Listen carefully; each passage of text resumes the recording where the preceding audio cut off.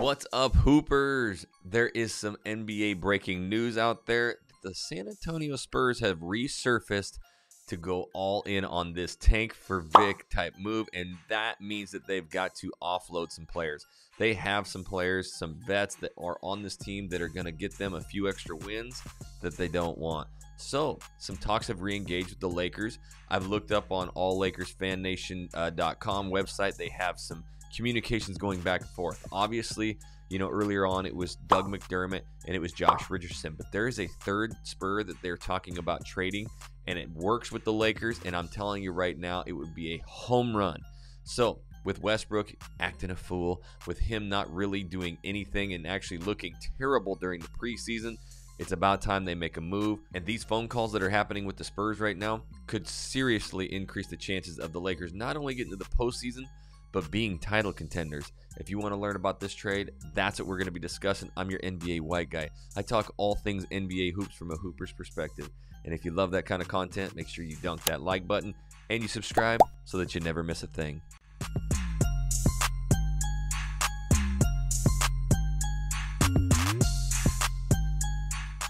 So Westbrook and Lakers, it's just not working. They're going to go into the regular season with him. They thought that they could bring him off the bench, but he got hurt after 5 minutes. Not quite sure if he's going to really get some minutes during the regular season at the start, but there is a lot of talk. No matter where you go, Shams Charania, Wojnarowski, everybody's talking about the Lakers are starting to really make some phone calls. Now that preseason's done, a lot of these teams have started to drop players.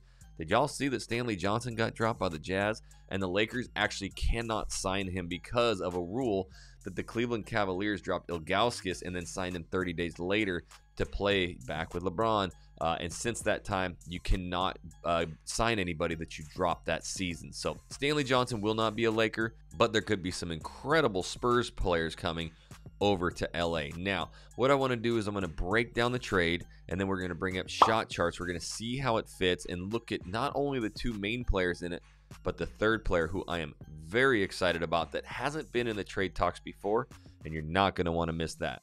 Trade number one is obviously getting rid of Westbrook. This is massive, right? Duh, we need it. But why would the San Antonio Spurs soak up a $47 million contract? Because according to the Spurs organization, that's just the cost of doing business to get two unprotected picks. These are the most coveted picks in the NBA right now. Every team wants them. And when the Spurs, who just got rid of DeJounte Murray, and they are obviously in tank mode for Vic, he's a David Robinson, Tim Duncan style player. Obviously not a main center, but he's a big franchise-changing player. So the tank for Vic's going to be a thing. Taking a $47 million contract, either just buying him out or whatever, but getting those two picks, and then, this season having a lot of opportunity to get Vic. The next few years is mega rebuild with the Spurs. They're not going to fire Popovich.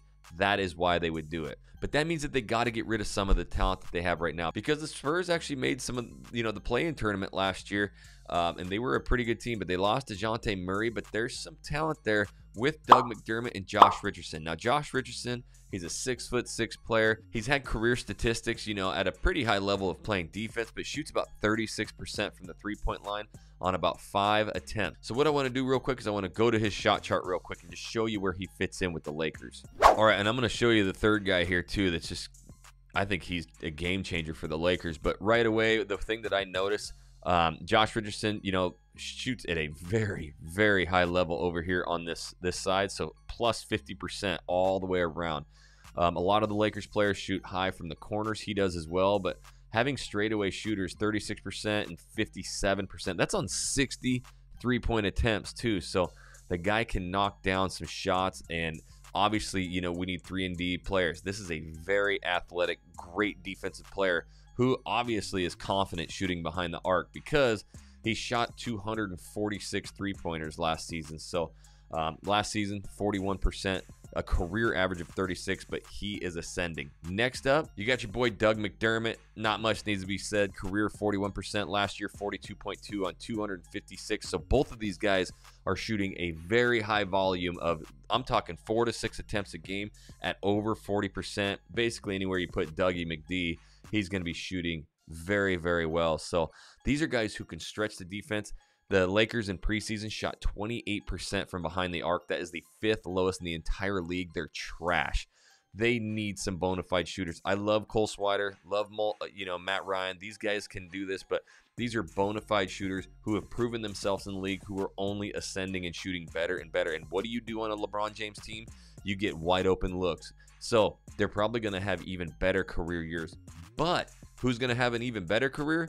The third guy that the Spurs would have to send over because of contracts. And before I get to that, you got to hit that like button. That's the only way that my videos get out there. So I'll keep doing these incredible in-depth videos with a hooper's perspective as long as you guys hit that like button and you guys are commenting down below what you think of this trade. Now, let's go check out this guy. Here's the clip from the article. Larson suggested the vet contract of a 30-year-old power forward, Doug McDermott, set to earn $13.8 million. 29-year-old swingman Josh Richardson, $12 million, and 26-year-old defensive-oriented center Jakob Poeltl, $9.4 million, could be on the move in such a deal. Why is this so important?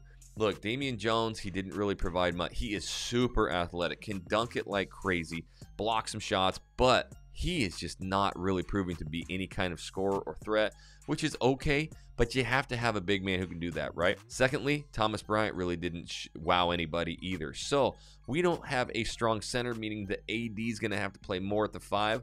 Well, Jakob Poeltl is an actual 7'1" player, defensive oriented, who averages a double-double. Let's check this out. Last season alone, Jakob averaged 13.5 points a game, 9.3 rebounds, and 3 assists. Now, we're going to show some highlights of him in the way that he plays. Now, what's one thing that the Lakers have done all preseason?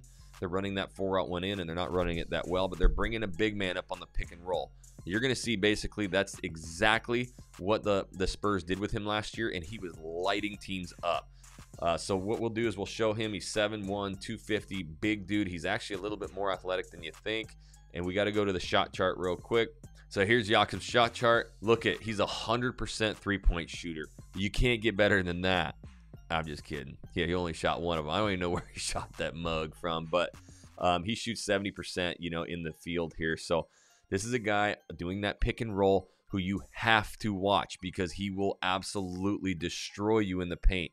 He changes a lot of people's shots. He gets a ton of blocks, and he actually averages 3 assists. So you're going to see some pretty smooth moves by old Jakob, but in order to do that, we got to get over. So here's some video that I found of him. I wanted to truly watch him. I remember, him a few times last season, but this play stands out a little bit. Maybe you guys will remember. Here is the pick and roll, right? And this yellow team, I think, is the Lakers, right? Yeah, it is. So this is last season. You got your boy Westbrook down here, AD. They're all watching this pick and roll with DeJounte. All of their sets come with Poeltl running the pick and roll, and he is very athletic out of this. So watch out. It's bad. Pick, cut, dunk on AD, dunk on Westbrook. All right, so here he is on the defense. Zeller will bring down the rebound. He's going to get right into the paint here. He's wide, and then boom, big block. We're on the fast break. This one here, watch him get to the bucket, okay? Against this JaVale McGee, the longest dude ever. And he's able to get that shot. They're already comfortable with each other on that pick and roll. McDermott's going to set up. This is a pick and roll you can start doing with Kendrick Nunn, with LeBron.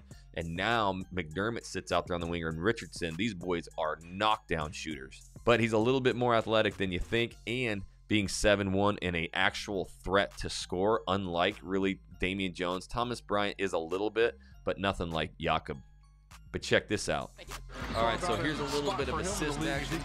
He's coming down in the center, got the ball. He can actually get the ball on the floor up the ground. Sweet little pass. Now, I also like to watch these dudes in space. What can they do just creating their own shot? No screens, no nothing. Quick dribble drive. So again, the things that I noticed about Jakob Poeltl is he's obviously got the height.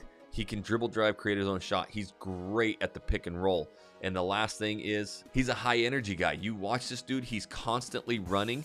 This is what the Lakers need. They need high energy. They have a ton of young dudes. Their defense looks great. They need to get this shooting up a little bit higher so that they don't just have defenses pack the paint saying, I don't care. You guys can shoot all you want.